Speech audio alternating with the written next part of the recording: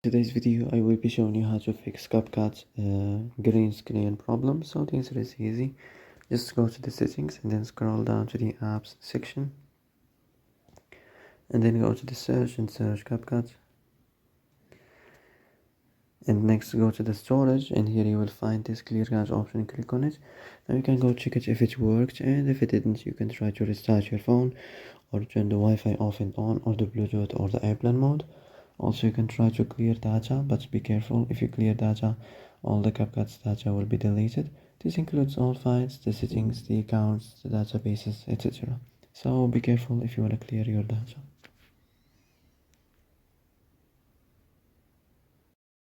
So that's it for today's video. I hope this is the answer you've been looking for. If you like this video, don't forget to like and subscribe. And that's it. See you in the next video.